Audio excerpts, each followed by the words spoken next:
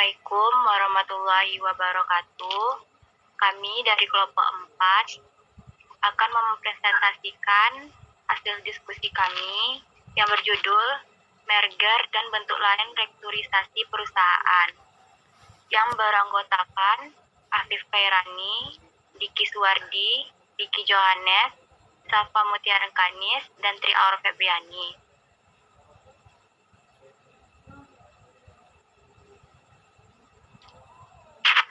Merger. Merger adalah proses penyatuan dua perusahaan. Salah satu perusahaan tetap berdiri dengan nama yang dimilikinya. Perusahaan yang satu lagi kehilangan nama beserta kekayaannya. Semua digabungkan dengan perusahaan yang lain, sesuai dengan makna dari kata merger. Ada dua perusahaan atau lebih yang menjadi satu. Salah satu alternatif untuk melakukan perluasan usaha adalah dengan cara merger dan consolidation. Consolidation merupakan penggabungan dari dua perusahaan atau lebih, dan nama perusahaan tersebut hilang, kemudian muncul nama baru dari perusahaan gabungan. Tujuan dari merger adalah untuk menciptakan perusahaan yang lebih kuat dan lebih besar, serta menghindari persaingan antara perusahaan hingga meningkatkan efisiensi dalam menggunakan sumber daya.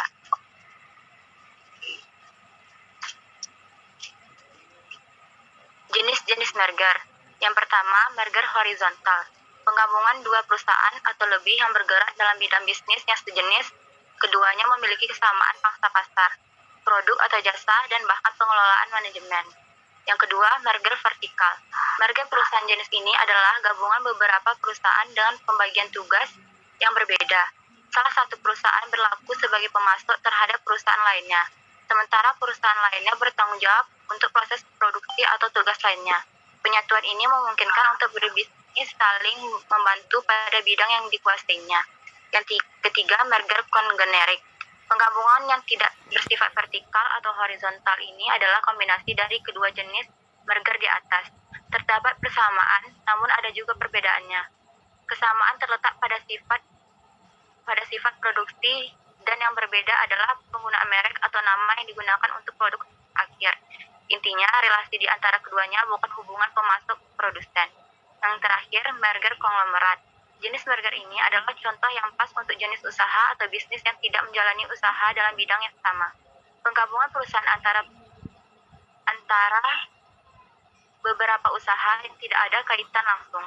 Merger akan membuat suatu perusahaan besar dengan beragam bidang usaha. Cara melakukan merger. Yang pertama, kondisi keuangan masing-masing. Yang kedua, modal. Yang ketiga, manajemen, baik sebelum atau sesudah merger. Yang keempat, manfaat bagi konsumen. Kelebihan dan kelemahan merger. Kelebihan merger, pengambil alihan melalui merger lebih sederhana dan lebih murah dibanding pengambil alihan yang lain. Kekurangan merger, harus ada persetujuan dari para pemegang saham masing-masing perusahaan. Sedangkan untuk mendapatkan persetujuan tersebut diperlukan waktu yang cukup lama. Dalam perkembangannya, merger secara garis besar dibagi menjadi dua kelompok, yaitu yang pertama, financial merger. Adalah merger di mana perusahaannya bersangkutan masih tetap beroperasi sehingga tidak ada keuntungan sinergik secara operasional. Sedangkan yang kedua, operating merger, diarahkan pada penggabungan operasional kedua unit usaha dengan harapan memperoleh keuntungan sinergik. B. Akuisisi. Akuisisi adalah pengambilan alihan takeover sebuah perusahaan dengan membeli saham atau aset perusahaan tersebut. Perusahaan yang dibeli tetap ada. Akuisisi bisa juga pembelian suatu perusahaan oleh perusahaan lain atau oleh kelompok investor. Akuisisi sering digunakan untuk menjaga ketersediaan pasokan bahan baku atau jaminan produk akan diserap oleh pasar.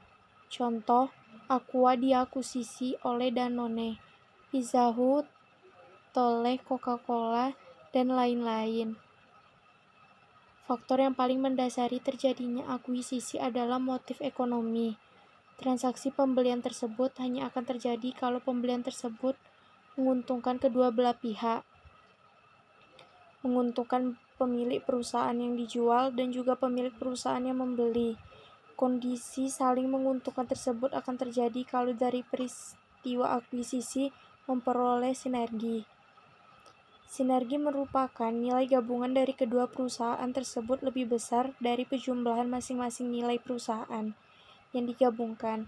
Selain sinergi, akuisisi dilakukan karena dua alasan yang meragukan. Alasan tersebut adalah diverifikasi dan jumlah EPS.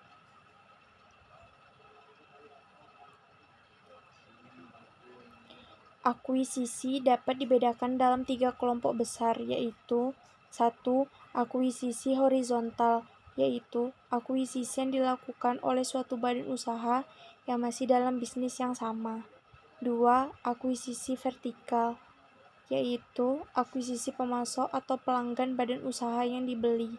3. Akuisisi konglomerat, yaitu akuisisi badan usaha yang tidak ada hubungannya sama sekali dengan badan usaha pembeli. Klasifikasi berdasarkan objek yang diakuisisi dibedakan atas 2. 1. Akuisisi saham. Akuisisi saham merupakan salah satu bentuk akuisisi yang paling umum ditemui dalam hampir setiap kegiatan akuisisi. Cara ini dilakukan dengan membeli saham perusahaan yang ingin diakuisisi, baik dibeli secara tunai maupun menggantinya dengan sekuritas lain. 2. Akuisisi aset. Apabila sebuah perusahaan bermaksud memiliki perusahaan lain, maka ia dapat membeli sebagian atau seluruh aktiva atau aset perusahaan lain tersebut. Akuisisi aset secara sederhana yang dapat dikatakan merupakan jual beli antara pihak yang melakukan akuisisi aset dengan pihak diakuisisi asetnya.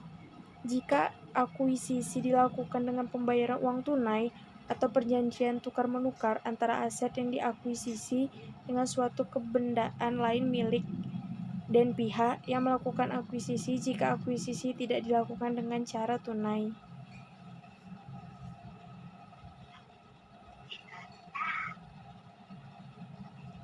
Contoh menaksir biaya dan manfaat akuisisi.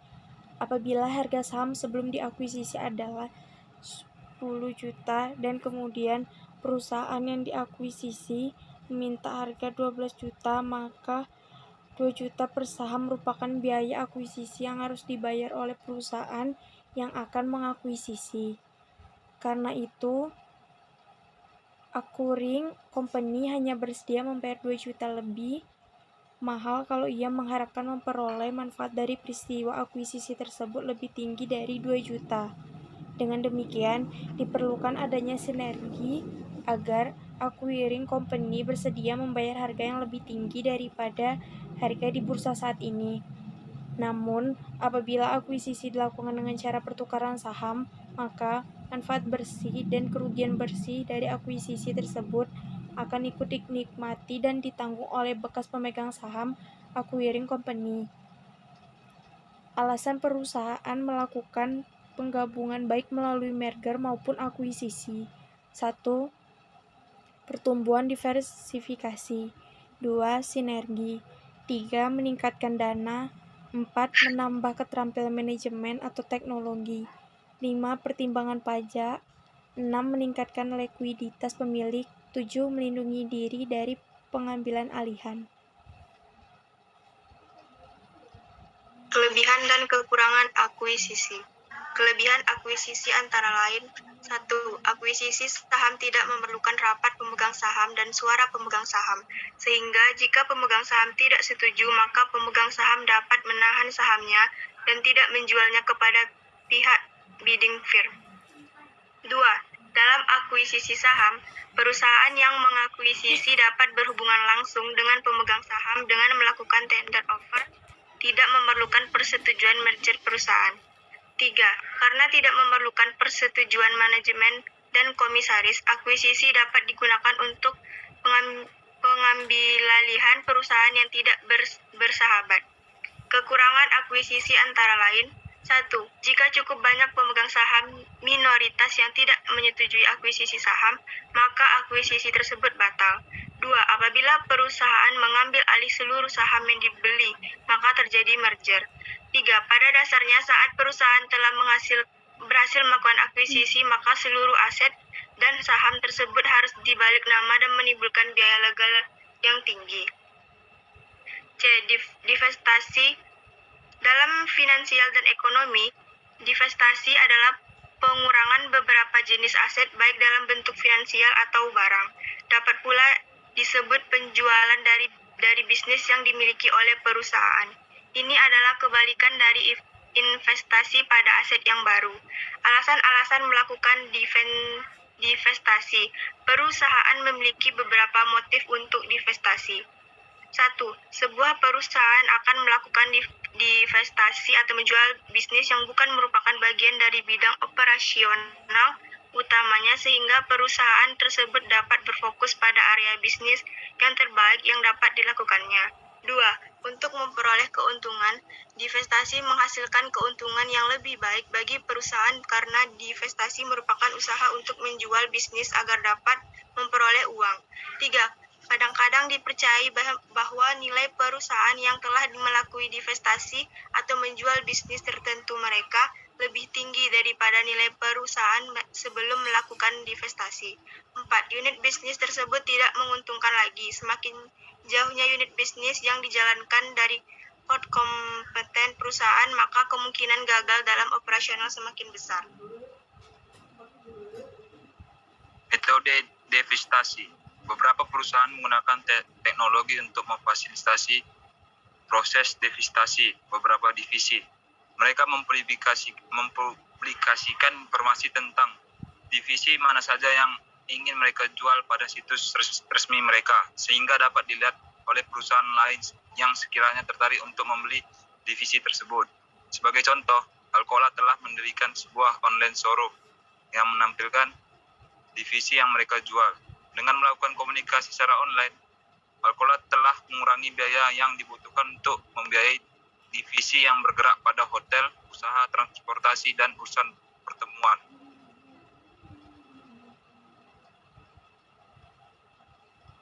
Leverage buyout.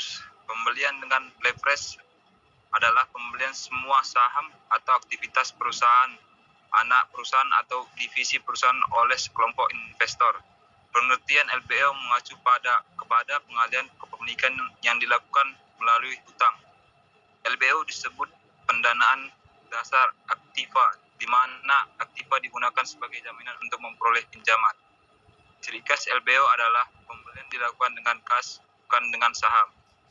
Dalam LBO, calon-calon perusahaan yang akan dibeli memiliki ciri yang serupa.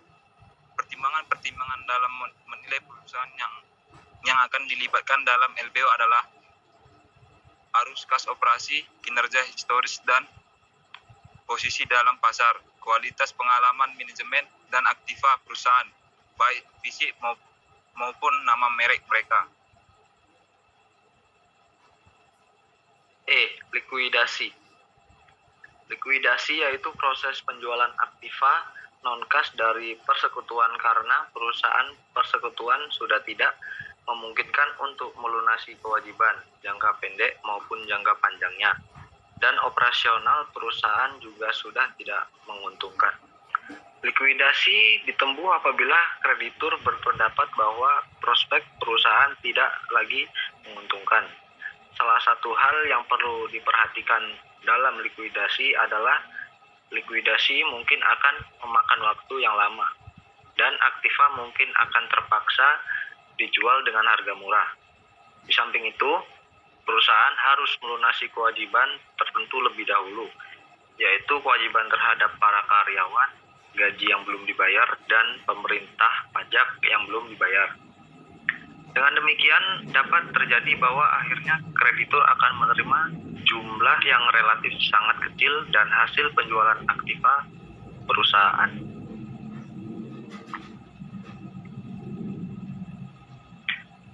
Tujuan likuidasi. Yang pertama, mengkonversi aktiva perusahaan menjadi uang tunai dengan kerugian minimum dari realisasi aktiva. Yang kedua, untuk menyelesaikan kewajiban yang sah dari persekutuan. Yang ketiga, untuk membagikan uang tunai dan aktiva lain yang tidak dapat dicairkan kepada masing-masing sekutu dengan cara yang adil. Proses likuidasi dapat dilakukan dengan dua cara, yaitu yang pertama melalui penyerahan atau proses likuidasi yang tidak melalui pengadilan.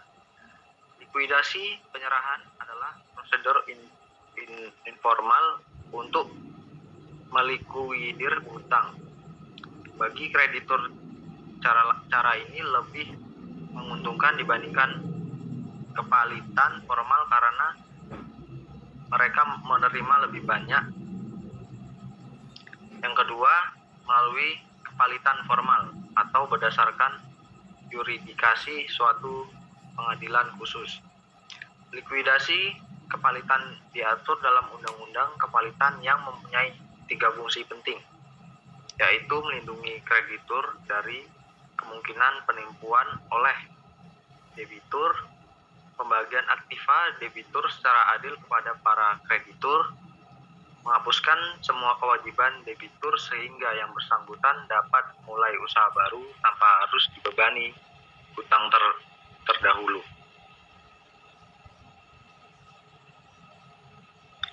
Baiklah, demikianlah hasil video presentasi dari kelompok kami. Apabila ada kesalahan atau kekurangan, kami mohon maaf. Wabillahi taufiq wal hidayah. Wassalamualaikum warahmatullahi wabarakatuh.